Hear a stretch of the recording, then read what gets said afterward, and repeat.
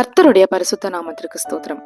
ஏசு கிறிஸ்துவ பார்த்து he's 1 in a million சொன்னா அது ஆக்சுவலா அவருடைய உண்மையான தரத்தை குறைக்கிற மாதிரி தாங்க இருக்கும். ஏன்னா அவருக்கு நிகரா இந்த உலகத்துல யாருமே கிடையாது. He's unique. உன்னத பாட்டு 5:10 மணவாட்டி, என் நேசர் வெண்மையும் சிவப்புமானவர் 10,000 பேர்களில் சிறந்தவர்னு சொல்றாங்க. சுற்றிலும் 1000 சொந்தக்காரங்களும் ஃப்ரெண்ட்ஸும் நம்ம கிட்ட இருந்தாலும் ஜீசஸ்க்கு இணையா யாருமே கிடையாதுங்க.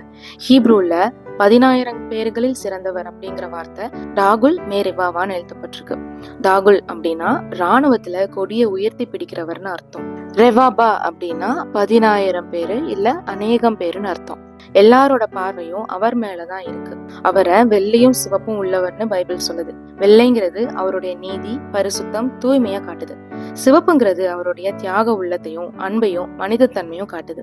இந்த இரட்டை அழகு வெளிப்படுத்தின விசேஷம் 4:3 வர பரலோக தரிசனத்தோட ஒத்து போதுங்க.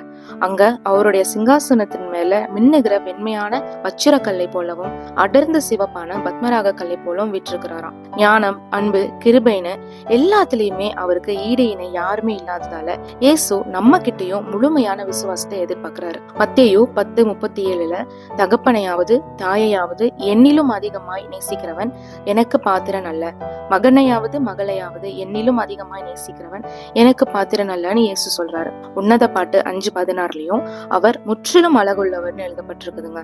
இன்னையிலிருந்து இயேசு கிறிஸ்து உங்க வாழ்க்கையில இருக்கிற பல பேர்ல ஒருத்தரா இல்லாம let him be the chiefest of 10,000. Amen.